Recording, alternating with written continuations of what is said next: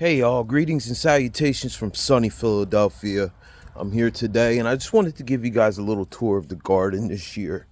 We just moved, so this is going to be my first time really having a nice garden since moving to Philadelphia. We got a little bit of everything, but the main thing that I'm going to focus on a little later is the poppies. But I'm going to start you from the outside of our fence. I put up this fence when we moved in, and I don't know if you can see it or not. Let's see. I got like a nice trellis on here that I put up. And this is the same stuff that you put in the concrete. You know, it's the same stuff they use for concrete. You can get it at Home Depot. It's about $20 for a big roll of it, which is I got this. I didn't get this at Home Depot. I actually got this off of Amazon, and yeah, it was about $25 for a big roll of it. But I think it makes a nice trellis, a nice non-traditional trellis.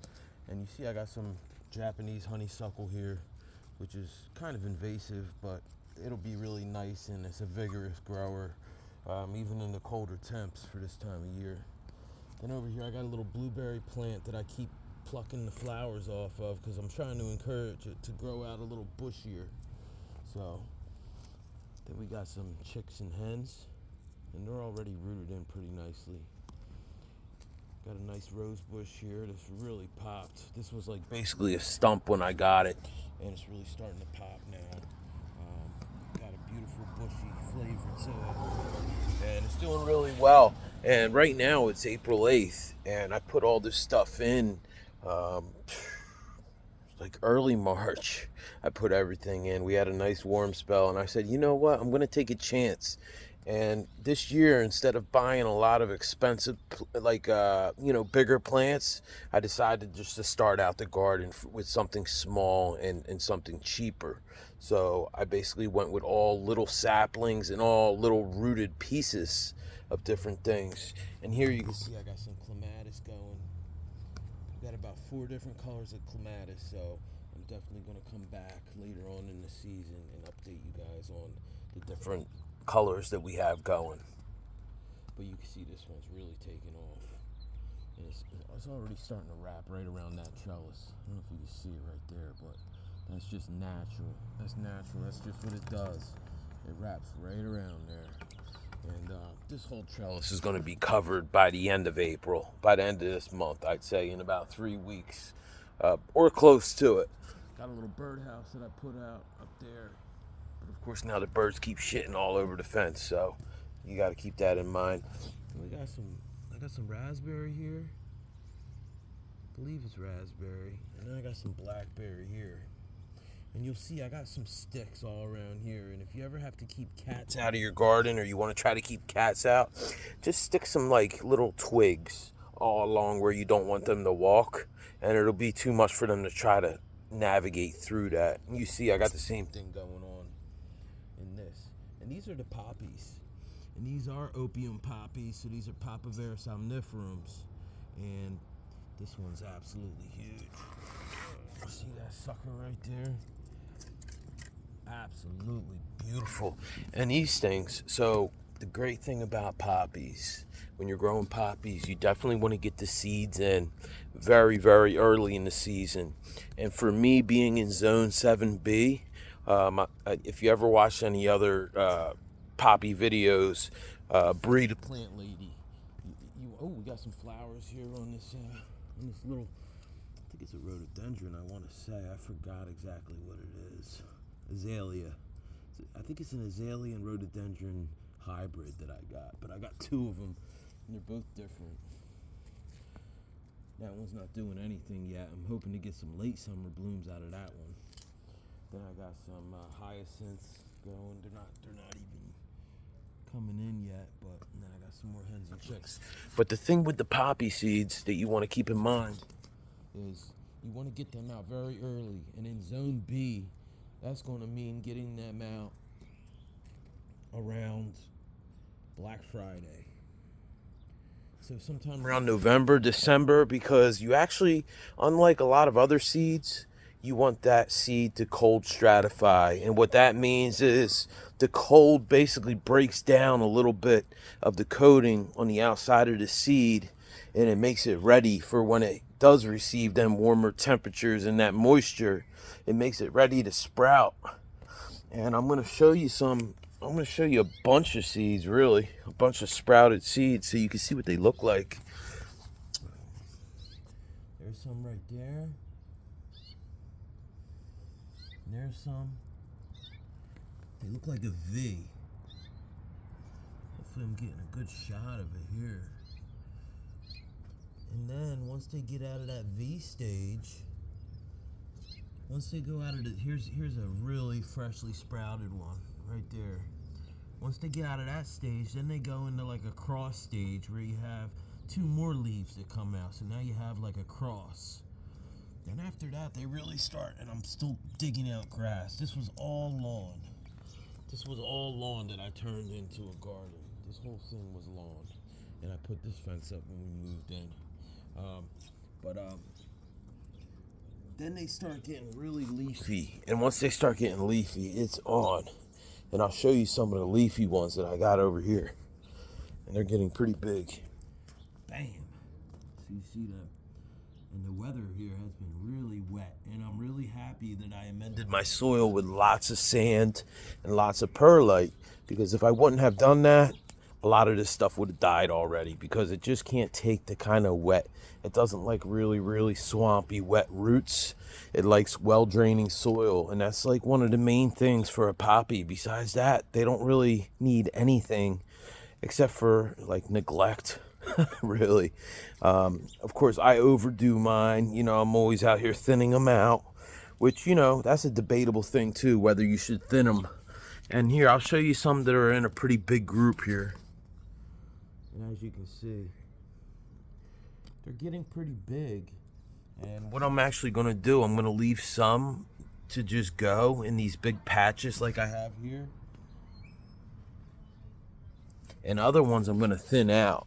And I'm going to see if there's any difference. Now, I know that Bree, the plant lady, did quite a few videos on thinning out.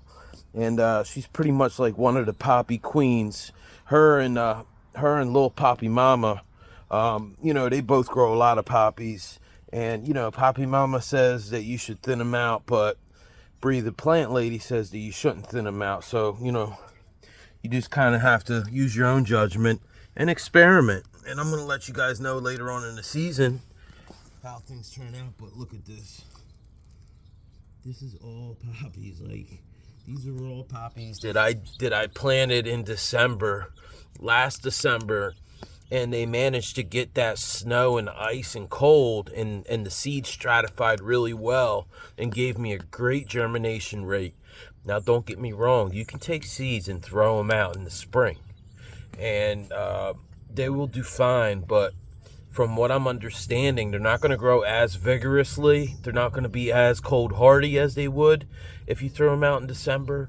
And you just really want to have a seed that goes through as much as it can when it's first born. Pretty much is the best way I can explain it. You want it to be a strong seed and go through a lot, and that'll give you a strong plant later on in the plant's life. So here's some more over here, guys. You see they're coming up, and they got that nice serrated leafy edge on them right there. And they're almost like a succulent. At this point, they're almost like a succulent when you look at them. They have a lot of water in the leaves. And they almost look like, I don't know, it's like cabbage. Let me see. Here, let's go to these ones again. These are the biggest ones I have, except for that real big one that I have out in the planter. You can see, like, they almost look like a lettuce or a cabbage at this point. And from here, they'll just keep growing. And you can see right now they're about the size of maybe like a $50.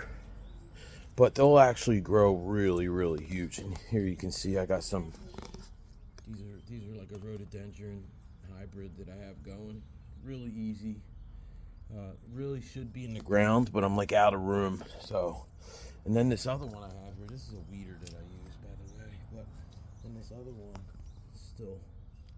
still got a long way to go. And I don't know, I think a lot of the flowers are going to fall off because of all the rain. As you can see, they already started to. But, so yeah, from here now, you know, now they're looking like little just like little lettuces right now. But as they grow, they'll start to really widen out. They'll get pretty wide. And then next what happens is they'll start growing a little taller. And then all of a sudden, once they start to bolt, which is when they start to actually get ready to flower, they'll start standing more upright and compact. And that's when you'll start seeing the middle thing come up and dip down. And that's where your flower is going to come from. Eventually, that's going to open up and you'll have a flower.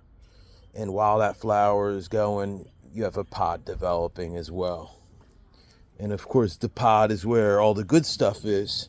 A lot of people use Poppies Somniferum as an alternative to pain medication, which, you know, I'm all about the natural stuff. So you definitely want to consider that for your garden if you're growing any kind of medicinal stuff. But you know, there's a difference between, you have a few different kinds too, so you definitely want to stick with Somniferum. If anything says Oriental poppy on it, then that's not the kind of poppy that you want. Although the Orientals are very beautiful, they have a beautiful red flower, you're not going to get any kind of medicine out of them. So that you definitely don't want to have them.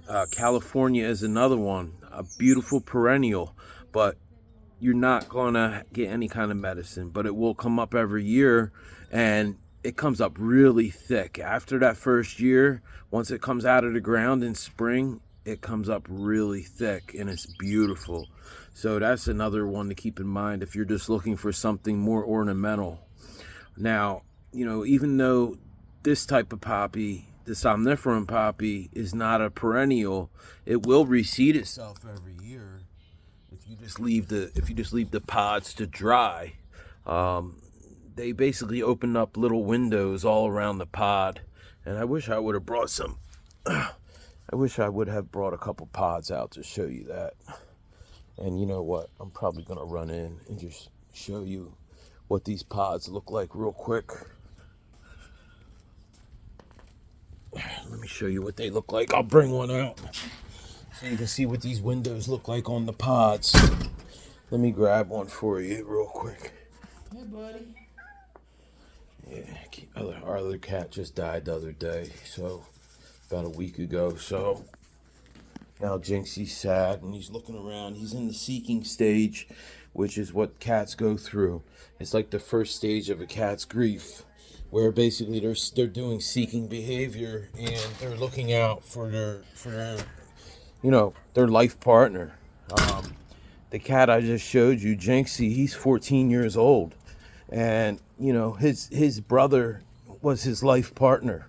So his whole life, you know, was spent with that cat. So it's really rough for him, you know, to be in the situation that he's in now. And it's going to be a long time before he's better. That's why when you lose a pet, you really have to it's kind of like on a case-by-case basis if you want to run out and get another pet, or if you want to let him be alone and see what kind of personality he develops. So back here I did a little bit of work.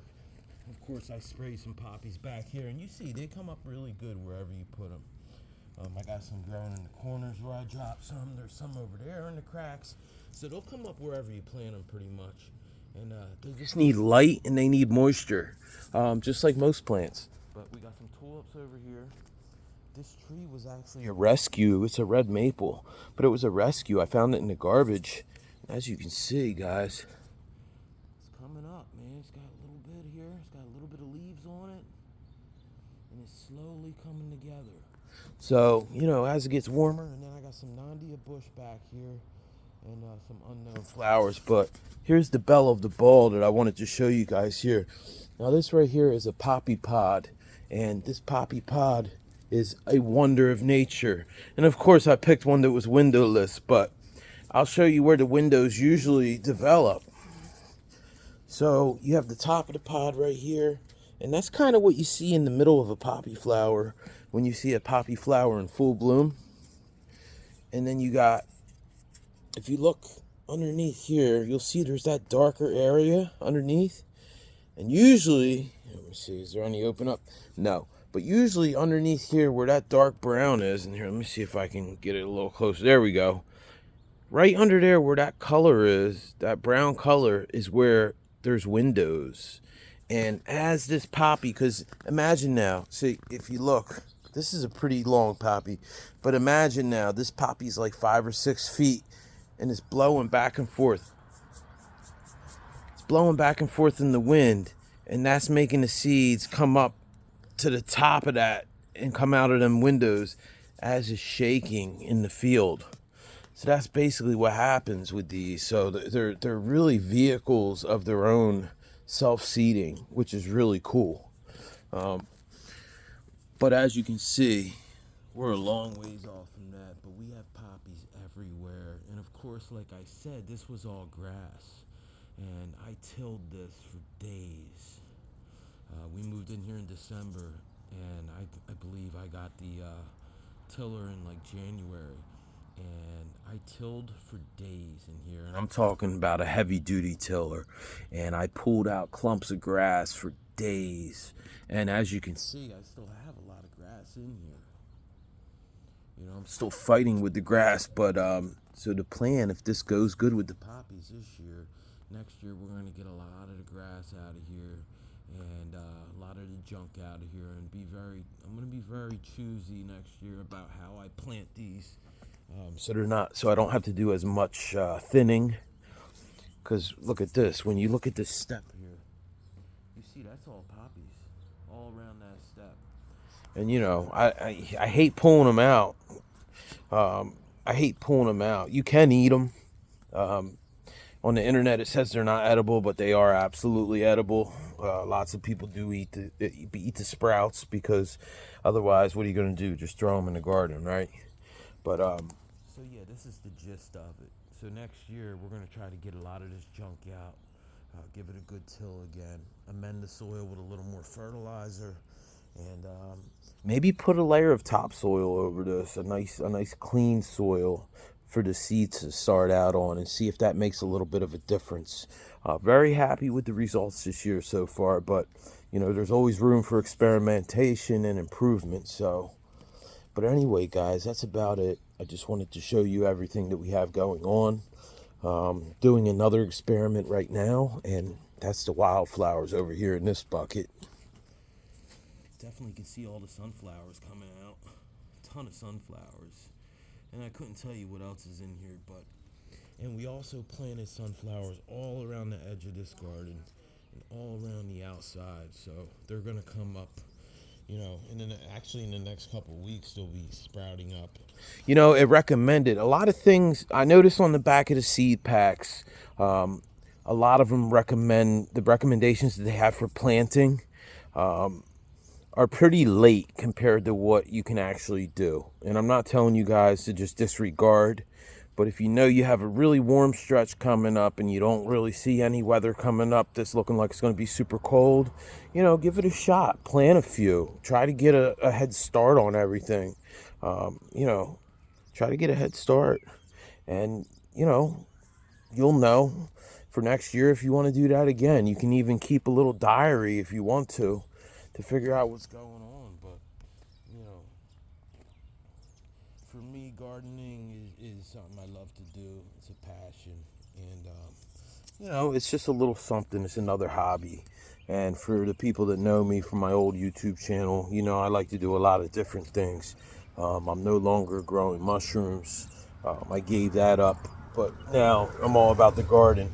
And I actually got my wife into gardening too. She really enjoys it as well. So if you're looking for something to do, plant something outside and maybe you'll get a little bit of joy out of it. Anyway, guys, it was nice chatting with you. If you have any questions about poppies in general or any kind of plants, yeah, just hit me up and we'll definitely talk. Thanks a lot, guys. Greetings and salutations.